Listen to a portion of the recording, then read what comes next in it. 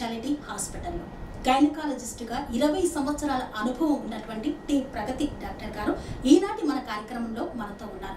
ఇక్కడ హాస్పిటల్కు వచ్చేటువంటి మరి మహిళలకు గైనకాలజిస్ట్గా ఎన్నో సమస్యలకు పరిష్కారం చూపుతూ IVF ద్వారా కూడా సంతాన ఉత్పత్తికి సహకారాన్ని అందించినటువంటి మరి డాక్టర్ గారి అమూల్యమైనటువంటి సందేహాలను మనం అడిగి తెలుసుకుందాం. మేడం నమస్తే అండి.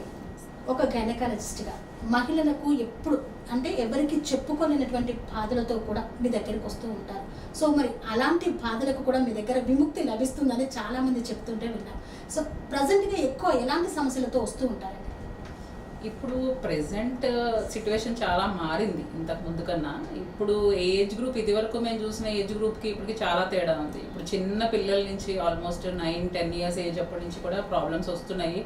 మోస్ట్లీ హార్మోనల్ సమస్యలు, పీరియడ్స్లో ప్రాబ్లమ్స్ ఇవే ఎక్కువ ఫేస్ చేసేవాళ్ళము. బట్ ఇప్పుడు ఏంటంటే చాలా చేంజెస్ అయినాయి. ఈ PCOD అనే ప్రాబ్లం పెరగడము, రాను రాను ఆ ఏజ్ పిల్లలు కొంచెం పెద్దగా అయ్యి ఒక 25 అబవ్ వచ్చాక పీరియడ్ ప్రాబ్లమ్స్ వాళ్ళకి ఇంకా మళ్ళీ ఎక్కువ కావటము, తర్వాత వాళ్ళు హెవీగా వెయిట్ అనేది పెరగడము, అలానే పెళ్ళయ్యాక వాళ్ళకి ప్రెగ్నెన్సీస్ రావడం డిఫికల్ట్ అవ్వటము, అలా పెరుగుతూ ఉంటే వాళ్ళ ఏజ్ 40 దాటాక ఇంకా మళ్ళీ పీరియడ్ ప్రాబ్లమ్స్ అనేసి దానికి రిలేటెడ్గా సమ్ ఫైబ్రాయిడ్స్ డెవలప్ అవ్వడము, దాని రిలేటెడ్గా ట్రీట్మెంట్స్ చాలా అడ్వాన్స్డ్ ట్రీట్మెంట్స్ ఉన్నాయి ఇప్పుడు. సో అవన్నీ కూడా ఇప్పుడు ప్రెసెంట్ చూస్తున్నాం. ప్రెసెంట్ జనరేషన్లో చాలా చేంజెస్ అయితే అయ్యాయి. లాస్ట్ 10 ఇయర్స్లో అయితే definitely changes of the cases అయితే చూస్తున్నాం ఇప్పుడు. సో అవన్నీ కూడా ప్రస్తుతము మహిళల్లో 100కు 80% PCOD సమస్య వస్తుంది. అసలు ఇది రావడానికి గల కారణం ఏంటంటే? PCODకి చాలా కారణాలు ఉన్నాయి. అంటే ఇదివరకు కూడా PCOD చాలా మందికి ఉండేది, బట్ ఏజ్ గ్రూప్ చేంజ్ అయింది. ఇప్పుడు చాలా చిన్న పిల్లల్లో కూడా ఆల్మోస్ట్ 10 నుంచి 20 ఏళ్ల పిల్లల్లో కూడా చూస్తున్నాం ఇది PCOD అనేది. మేబీ అంటే ఇంతకు ముందు పిల్లల యాక్టివిటీ చాలా డిఫరెంట్, ఇప్పుడు పిల్లల యాక్టివిటీ చాలా different. Most of the children ఏంటంటే ఒక దగ్గరే కూర్చుని మొబైల్ ఫోన్స్ చూడటము, ల్యాప్టాప్స్ చూసుకుంటూ ఉండటము, అండ్ ఎప్పుడు చూసిన స్టడీస్ అని చెప్పేసి ఎక్కువ ఆడుకోకుండా ఎక్కువ బయట నడక కూడా చాలా తగ్గిపోయింది. ఇప్పుడు ఏదైనా చిన్నగా ఎక్కడికైనా బయటకు వెళ్ళాలన్నా నడవకుండా జస్ట్ లైక్ దట్ ఏదైనా బైక్ మీద వెళ్తాం, లేదంటే అసలు చాలా తగ్గిపోయింది యాక్టివిటీ అనేది. And second thing is food related discipline కూడా చాలా చేంజ్ అయింది ఇప్పుడు పిల్లల్లో. అంటే వాళ్ళు ఆ ఏజ్కి తగ్గట్టుగా తినకుండా జంక్ ఫుడ్స్ మీద ఎక్కువ డిపెండ్ అవ్వడము, ఏదంటే అది ఆర్డర్ చేసుకొని తింటాము, అదొక second thing. And third thing will always be like ఆ జనరేషన్ని బట్టి జెనెటిక్స్ కూడా డిఫరెన్స్ ఉంటుంది. బట్ మోస్ట్లీ ఐ థింక్ నేను 20 ఇయర్స్ ఎక్స్పీరియన్స్లో నేను ఐడెంటిఫై చేసింది అయితే ఈ 2 కారణాలు అయి ఉంటాయని అనుకుంటున్నాను. ఓకే, అంటే ఋతుక్రమం కూడా సరిగ్గా రాదు కొంతమందికి. 3 months టైం తీసుకుంటుంది, ఒక 5 months టైం తీసుకుంటుంది. ఇలా రావడానికి గల కారణం ఏంటంటే? అది హార్మోనల్ సమస్యనే. దాన్నే రకరకాలుగా ప్రాబ్లమ్స్ ఉంటాయి. మెజారిటీ అయితే PCODనే ఉంటుంది మీరు అన్నట్లుగా. అట్లా వాళ్ళకి ఏంటంటే ఒక హార్మోన్ ఎక్కువగా ఉండడం, ఇంకొక హార్మోన్ లేకపోవటం. సో ఒకటేమో పూర్తిగా డామినెంట్, ఇంకొకటేమో తక్కువగా ఉండటం. ఇదే PCODగా దానికి కనిపిస్తుంది చాలామందికి. సో దానికి రకరకాలుగా ట్రీట్మెంట్స్ ఉన్నాయి, కానీ మెయిన్ థింగ్ ఏంటంటే ఆ ఫుడ్ కరెక్ట్గా తీసుకోకపోవడము, కరెక్ట్గా యాక్టివిటీ అనేది చేయకపోవటము, వీటితోనే మెయిన్ రీజన్స్ అనేవి ఉన్నాయి ఇప్పుడు. సో వాటిని మనం కరెక్ట్గా గైడ్ చేయగలిగితే పిల్లల్ని చిన్న ఏజ్ నుంచే 10 ఇయర్స్ ఏజ్ అప్పటి నుంచే చేయగలిగితే డెఫినెట్గా దాన్ని మనం అవాయిడ్ చేయొచ్చు. ఐ థింక్ 50% అయితే అవాయిడ్ చేయొచ్చు, మోర్ దాన్ 50% యాక్చువల్లీ. ఇప్పుడు అందరూ జనాలు మామూలుగా లైఫ్లో సెటిల్ అవ్వాలి, తర్వాతే పెళ్లి చేసుకోవాలి అని కోరుకుంటున్నారు. సో లైఫ్లో సెటిల్ అయ్యి పెళ్లి చేసుకునే టైంకి సంతాన ఉత్పత్తి కాక చాలామంది ఇబ్బందులను ఎదుర్కొంటున్నారు. ఇలాంటి వారికి మీరు ఇచ్చే సలహా ఏంటి? అది కరెక్ట్. అది యాక్చువల్గా ఇప్పుడు సెటిల్మెంట్ కోసం పిల్లలు చాలా కష్టపడటం, 35 ఏజ్ వరకు కూడా వాళ్ళకి సెటిల్మెంట్ సరిగా లేదు అనే ఉద్దేశంతోనే ఇంకా కిడ్స్ కోసం చూద్దాం అని ఆలోచించడము, లేట్గానే మ్యారేజ్ చేసుకోవటము అనేది చాలా ట్రెండ్గా ఉంది ఇప్పుడు. బట్ డెఫినెట్లీ ఏజ్ అనేది మ్యాటర్ అండి. డెఫినెట్గా ఏజ్ అనేది మ్యాటర్. ఇఫ్ 35 టచ్ అవుతే ఫర్టిలిటీ లెవెల్ అనేది మేల్ కానీ ఫీమేల్ కానీ హాఫ్కి వెళ్ళిపోతుంది. అది everybody should know, that is a fact. So definitely దానికి ముందు ప్లాన్ చేసుకుంటే ప్రెగ్నెన్సీ రావటం కూడా సులువుగా ఉంటుంది. మనం ప్రెగ్నెన్సీ ట్రీట్మెంట్ చేసిన సక్సెస్ రేట్ ఎక్కువగా ఉంటుంది. ప్లస్ కాంప్లికేషన్స్ ప్రెగ్నెన్సీలో కూడా తక్కువగా ఉంటాయి, లైక్ అబార్షన్స్ అవ్వటం కానీ అవన్నీ చాలా తక్కువగా ఉంటాయి. హెల్దీ బేబీ వచ్చే ఛాన్సెస్ చాలా హై ఉంటాయి. సో డెఫినెట్లీ ఆ ఏజ్ వరకు అయితే కట్ ఆఫ్ పెట్టుకోండి. That is my serious advice for సంతాన ఉత్పత్తి కోసం మిమ్మల్ని సంప్రదించిన వాళ్ళు ఉన్నారండి? చాలా మంది ఉన్నారు. దానివల్లనే మేము ఇక్కడ ఐవీఎఫ్ సెంటర్ అనేది ట్రినిటీ మల్టీ స్పెషాలిటీ హాస్పిటల్లోనే పెట్టాము. ఇది వరకు కన్నా ఒక 10 ఏళ్ల క్రితం కన్నా ఇప్పుడు ఫర్టిలిటీ కేసెస్ అయితే చాలా పెరిగాయి. ఆల్మోస్ట్ ఓపీలో హాఫ్ ద కేసెస్ ఫర్టిలిటీ కోసమే వస్తున్నారు. ఈ ఆడవాళ్ళకి కానివ్వండి మగవాళ్ళకి కానివ్వండి ప్రాబ్లమ్స్ అనేవి ఈక్వల్గా ఉన్నాయి ఇద్దరిలోని. సో వాళ్ళిద్దరికీ కూడా మెయిన్ ఏంటంటే ఆ న్యూట్రిషనల్ కౌన్సిలింగ్, వాళ్ళు ఎలా డిసిప్లిన్డ్గా దాన్ని హార్మోనల్ ఇంబ్యాలెన్స్ని తగ్గించుకోవాలి, మెయిన్ కారణం అదే ఉంటుంది సాధారణంగా చాలామందికి. అవన్నీ మేము గైడ్ చేసి సో ఈజీగా వాళ్ళకి సంతాన ప్రాప్తి కలిగేటట్టు చేయడము, ఇంకా అలా కూడా జరగని వాళ్ళకి extra treatments like different treatments ఉన్నాయి దానికి అకార్డింగ్ టు ద ప్రాబ్లమ్, అవన్నీ కూడా చేయడం, ఐవీఎఫ్ కూడా చేయడం జరుగుతుంది ఇక్కడ మన దగ్గర. అంటే ఈ హాస్పిటల్లో ఎలాంటి ఫెసిలిటీస్ ఉన్నాయి? అన్ని ఫెసిలిటీస్ ఉన్నాయి. బేసిక్ ఫెసిలిటీస్ నుంచి అంటే వెయిట్ లాస్ చేపించి హార్మోనల్ ఇంబ్యాలెన్స్ సెట్ చేయటమే కాకుండా న్యూట్రిషన్ సప్లిమెంట్స్ అన్ని ఎక్స్ప్లెయిన్ చేసి న్యూట్రిషనిస్ట్ ద్వారా ఫిజియోథెరపిస్ట్ ద్వారా అవన్నీ కూడా ఇంకా సక్సెస్ అలాగే బోల్డ్ కేసెస్ ఉన్నాయి. 80% సక్సెస్ ఉంది దాంతో.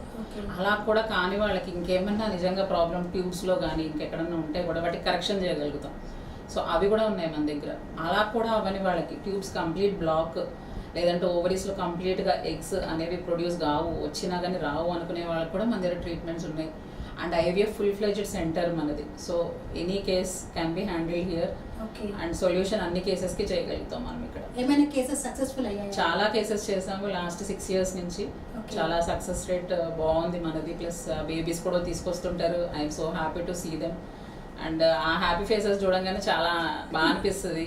అండ్ వాళ్ళు ఎప్పటికీ మేము మర్చిపోము, వాళ్ళు మమ్మల్ని మర్చిపోరు. సో దట్స్ ఏ గుడ్ ఇదనమాట. అసలు చూడడానికి చాలా ఆనందంగా అనిపిస్తుంది. చాలామంది సక్సెస్ అయ్యారు అండ్ వాళ్ళు కూడా చాలామంది మన దగ్గర సజెస్ట్ చేస్తూ ఉంటారు రమ్మని చెప్పేసి, వస్తూనే ఉంటారు రెగ్యులర్గా. ఓకే, గైనకాలజిస్ట్ అనగానే మహిళలు కొంతమంది ఒక అడుగు వెనక్కేస్తారు, రావడానికి భయపడతారు, అంటే సిగ్గుపడుతూ ఉంటారు, చెప్తే ఏమనుకుంటారో, ఇలాంటి సమస్యలు మాకున్నాయని చెప్పుకోవడానికి కూడా సిగ్గుపడుతున్నటువంటి పరిస్థితులు ఉంటాయి. అలాంటి మహిళలు ఎవరైనా పిల్లలు కానివ్వండి పెద్దలు కానివ్వండి మీ దగ్గరికి వచ్చారా? మీరు ఎలాంటి మోటివేషన్ చేశారు వాళ్ళకి? అది కరెక్ట్. అసలు చాలా మంది ఏంటంటే చాలా పెద్ద ప్రాబ్లం అయ్యేదాకా కూడా అసలు ఎవరు రారు హాస్పిటల్కి అనేది రారు. నార్మల్గా మేము యూకేలో అంతా చదివి అక్కడ చేసాము. అక్కడ రెగ్యులర్ చెకప్స్ అనేవి కంపల్సరీగా చేసుకుంటారు వాళ్ళు, హెల్త్ చెకప్స్ అనేవి. ఈ ఫీమేల్ రిలేటెడ్గా కూడా కొన్ని హెల్త్ చెకప్స్ అనేవి ఉంటాయి 25 ఏళ్ల నుంచి చేసుకునేవి. బట్ మనకు ఇక్కడ ఏంటంటే ప్రాబ్లం వస్తేనే వస్తారు. సో అలా చాలా మందిని చూశాను నేను అలా. సో వాళ్ళు ఏంటంటే ఫస్ట్ టైం వచ్చినప్పుడు డాక్టర్ని చూస్తారు, కంఫర్టబుల్గా ఉంటేనే వాళ్ళు చెప్తారు అన్ని ప్రాబ్లమ్స్. సో ఫస్ట్ మనం వాళ్ళు కంఫర్ట్ క్రియేట్ చేయగలిగితే, వాళ్ళు మనల్ని నమ్మితే వాళ్ళు అన్నీ చెప్తారు. మనం కూడా ఏంటంటే కొంచెం టైం ఇవ్వాలి వాళ్ళకి ఆ కన్వీనియన్స్ ఇవ్వాలి. అప్పుడే వాళ్ళు మనకి నమ్మకం కలుగుతుంది, ఓకే డాక్టర్కి అన్నీ చెప్పగలుగుతాం మనం అనేది. అప్పుడు వాళ్ళు డెఫినెట్గా చెప్తారు. మనం కూడా ట్రీట్మెంట్ అప్పుడే ఇవ్వగలం, లేకుంటే డిసీజ్ అనేది హాఫ్ ట్రీట్మెంట్ అవుతుంది, కంప్లీట్గా మనం ట్రీట్ చేయలేము. సో వాళ్ళకి ఆ కంఫర్ట్ ఇవ్వాలి మనము. సో డెఫినెట్గా అలాంటి వాళ్ళు వచ్చారు నా దగ్గరికి. ఇంకా అలా ఎవరైనా భయపడే వాళ్ళు కూడా తీసుకొస్తుంటారు వెంట మళ్ళీ. అంటే ఇక్కడ డాక్టర్ మంచిగా చూస్తుంది అని ఒక భరోసా కలిగినప్పుడు వాళ్ళతో పాటు మౌత్ టు మౌత్ ఇంకా ఇది ఎక్కువగా తెలుస్తుంది కాబట్టి చాలా మంది పీసీఓడి వల్ల ఎక్కువగా ఎలాంటి ప్రాబ్లమ్స్ ఎదుర్కొంటూ ఉంటారండి? అంటే హెవీ వెయిట్ కూడా పెరుగుతారని విన్నాం, నిజమేనా?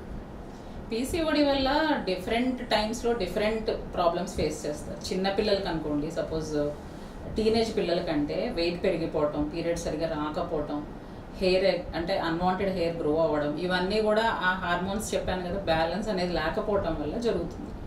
అదే మనం ఇంకొక బ్యాచ్ ఆఫ్ పీపుల్కి తీసుకుంటే పీరియడ్స్ వస్తాయి, కొంచెం డిలేడ్ పీరియడ్స్ వస్తాయి.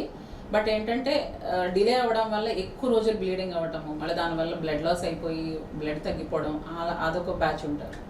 ఇంకొకళ్ళు ఏంటంటే ఇలా ప్రెగ్నెన్సీ త్వరగా రాకపోవడం, బికాస్ ఆ హార్మోనల్ ఇంబ్యాలెన్స్ వల్ల వాళ్ళకి ఒక హార్మోన్ లోపం ఉండడం వల్ల ప్రెగ్నెన్సీ అనేది తొందరగా వాళ్ళకి నిలబడదు అనమాట. సో అలాంటివి అలా వాళ్ళు ఆ స్టేజ్ దాటారు అని అంటే, కొంచెం 35 ఏజ్ దాటారు అని అంటే వాళ్ళకి మళ్ళీ బ్లీడింగ్ ప్రాబ్లమ్స్ అనేవి ఎక్కువ అవడం జరుగుతుంది. ప్లస్ వెయిట్ అనేది అన్కంట్రోల్గా పెరగడం జరుగుతుంది. సో ఇవన్నీ ఏంటంటే లైఫ్ స్టైల్ డిసీజెస్ కిందకి వస్తాయి పీసీఓడి అనేది. సో ఎప్పటికీ కూడా లైఫ్ స్టైల్ అనేది, యాక్టివ్ లైఫ్ స్టైల్ అనేది వాళ్ళకి చిన్నప్పుడే పీసీఓడి డయాగ్నోస్ కనుక పిల్లలకైతే వాళ్ళకి ఎప్పటికీ కూడా యాక్టివ్గా ఉండాలి అనేది మనం క్లియర్గా చెప్పాలి. That should be like a habit for them. So అప్పుడు ఏంటంటే ఈ కాంప్లికేషన్స్ మనం అవాయిడ్ చేయగలుగుతాం. త్వరగా మనకి గర్భసంచి ప్రాబ్లమ్స్ రాకుండా, లైక్ ఫైబ్రాయిడ్స్, ఈ పీసీఓడి ఉన్న వాళ్ళకే ఫైబ్రాయిడ్స్ కూడా వచ్చే అవకాశం ఉంది 30s, 40s ఏజెస్లో. సో త్వరగా గర్భసంచి రిమూవ్ చేయడానికి అలాంటి సమస్య రాకుండా కాపాడగలుగుతాం మనకి ముందు నుంచే వాళ్ళకి ఎడ్యుకేట్ చేస్తే. ఇప్పుడు పిల్లలు అయిన వాళ్ళ దాంట్లో కూడా అంటే ఏజ్ ఎక్కువ అయినాక కూడా గర్భసంచిని తీస్తూ ఉన్నారు. సో తీసేసే పరిస్థితి వస్తుంది, క్యాన్సర్ లాంటివి వస్తుంటాయి, నీటి పుడుగలు అంటున్నారు. ఇలాంటివన్నీ అసలు ఎందుకు వస్తాయండి? అసలు ఎలాంటి జాగ్రత్తలు తీసుకోవాలి? అంటే ఇప్పుడు క్యాన్సర్స్ అనేవి మనం కొన్ని అవాయిడ్ చేయగలము, కొన్ని అవాయిడ్ చేయలేము. అది ఏజ్ పరంగా వస్తాయి, కొన్ని అవాయిడ్ చేయలేము. బట్ డెఫినెట్గా అవాయిడ్ చేయగలిగినవి మనం అవాయిడ్ చేయాలి. ఏదైతే నేను ఇప్పుడు చెప్పానో ఈ పీసీఓడి అనేది అలా అలా మెల్లగా పెరగడం వల్ల రూపాంతరం చెంది ఎండోమెట్రియల్ క్యాన్సర్, అంటే గర్భసంచి లోపల పొర ఏదైతే ఎండోమెట్రియం ఉంటుందో దాని క్యాన్సర్గా రూపాంతరం చెందే అవకాశం కూడా ఉంది మనం కరెక్ట్గా దాన్ని గైడ్ చేయకపోతే చిన్నతనం నుంచి. సో దానికి సంబంధించి రెగ్యులర్గా చూపించుకుంటే ఎందుకు ఇంత చిన్న ఏజ్లో చూపించుకోవటం అని అనుకోకుండా గైడెన్స్ తీసుకోవడమే మంచిది. సో దట్ మనం అవాయిడ్ చేయొచ్చు. అలానే రెగ్యులర్గా చూపించుకోవడం వల్ల ఏమైనా ఫైబ్రాయిడ్స్ ఉంటే చిన్నప్పుడే మనం చిన్నగా ఉన్నప్పుడే ఫైబ్రాయిడ్స్కి మంచి ట్రీట్మెంట్స్ ఉన్నాయి ఇప్పుడు. అవి తీసుకుంటే కూడా గర్భసంచి రిమూవ్ చేసే పరిస్థితి ఏర్పడదు. అలానే వదిలేస్తే ఏంటో మీరు అన్నారు కదా, షై వల్ల చాలా మంది రారు, చూపించుకోరు, ఇలా ఉంటుందిలే, పీరియడ్స్ ఆగిపోయే ముందు ఇలానే బ్లీడింగ్ అవుతుందిలే అలాంటి ఫీలింగ్తో ఉండిపోతారు. అలాంటి వాళ్ళకి ఏంటంటే లాస్ట్ స్టేజ్కి వచ్చేసరికి గర్భసంచి తీసేయాల్సి వస్తుంది. ఎందుకంటే యాజ్ ఎ ప్రాణాపాయ స్థితిలో ఉంటారు వాళ్ళు, అప్పటికి బ్లడ్ తగ్గిపోతుంది. ఆ స్టేజ్కి వెళ్ళక ముందే చూపించుకోవడం అనేది మంచిది. సో నా అడ్వైజ్ ఏంటంటే 40 ఏజ్ నుంచి కూడా అందరూ రెగ్యులర్గా స్కాన్ చేయించుకోవటం. బికాజ్ ఇప్పుడు ఉన్నాయి కదా ప్రాబ్లమ్స్, అందరు చూస్తున్నారు. ప్యాప్స్మియర్ అనే టెస్ట్ ఒకటి ఉంది, అది చేయించుకోవడం ద్వారా మనం ముందుగానే మనం డిటెక్ట్ చేయొచ్చు ఏమైనా క్యాన్సర్స్ వస్తాయా అనేది. సో అది అందరూ చేయించుకోవాలి. అన్ని డెవలప్డ్ కంట్రీస్లో కంపల్సరీగా అందరూ చేసుకుంటున్నారు, యూకే, యూఎస్, ఆస్ట్రేలియాలో. సో మన ఇండియాలో కూడా గైడ్ లైన్స్ ఉన్నాయి, కానీ బట్ వాళ్ళకి చెప్పడానికి మన దగ్గరకు వస్తేనే మనం చెప్పగలం కాబట్టి. సో మరి ఈ నేపథ్యంలో మరి ఇక్కడికి వచ్చేటువంటి వారికి మీరు ఇచ్చే సందేశం? సో నా అడ్వైజ్ ఇప్పుడు ఏంటంటే చాలా అడ్వాన్స్డ్గా ఇప్పుడు మన గవర్నమెంట్ వాళ్ళు ఏంటంటే హెచ్పివి వ్యాక్సిన్ అనేది కూడా అడ్వకేట్ చేస్తున్నారు 9 సంవత్సరాల పిల్లల నుంచి. అదేంటంటే సర్వైకల్ క్యాన్సర్ ప్రివెన్షన్ వ్యాక్సిన్. అది ఆల్ ఓవర్ ద వరల్డ్ అందరూ 9 నుంచి ఏజ్ పిల్లలకి తీసుకోమని, ఆ 9 నుంచి 15 ఏజ్ గ్రూప్ వాళ్ళకి 2 డోసెస్, 15 నుంచి 45 ఏజ్ వాళ్ళకి 3 డోసెస్ చొప్పున బోత్ మేల్స్ అండ్ ఫీమేల్స్కి తీసుకోవాలి అనేది చాలా ఇంపార్టెంట్. ఇది ఎవరు కూడా మిస్ అవ్వకూడదు. సో ఇది తీసుకోవాలి. దీనివల్ల చాలా లాభాలు ఉన్నాయి. మీకు యూట్యూబ్లో మంచి వీడియోస్ ఉంటాయి, చూడొచ్చు దాని లాభం ఏంటి అనేది. దానివల్ల సైడ్ ఎఫెక్ట్స్ ఏమి ఉండవు. So that is a major thing which I will advocate for each and every individual. And also చెప్పాను 40 నుంచి ఏమైనా ప్రాబ్లమ్స్ ఉంటే లేకపోయినా సరే స్కాన్స్ తీయించుకోవాలి అట్లీస్ట్ ఇయర్లీ వన్స్. అదొకటి. తర్వాత ఏదైనా ప్రాబ్లం ఉంటే మొహమాట పడద్దు, చూపించుకుని దాన్ని బట్టి మనం అవసరం ఫాలో అప్ అది చేస్తే డెఫినెట్గా కాంప్లికేషన్స్ అనేవి అవాయిడ్ చేయగలం. ఓకే అండి, ఓకే, థ్యాంక్ యూ అండి. అమూల్యమైనటువంటి సందేశాలను ఇచ్చారు. అదేవిధంగా గైనకాలజిస్ట్గా మరి ఇక్కడ వచ్చేటువంటి మహిళలకు కూడా మరి మెరుగైన వైద్య సేవలను అందిస్తున్నారు. ఈ విధంగానే వారి యొక్క వైద్య సేవలు కొనసాగాలని మనస్ఫూర్తిగా కోరుకుంటూ మీ TR9 TV.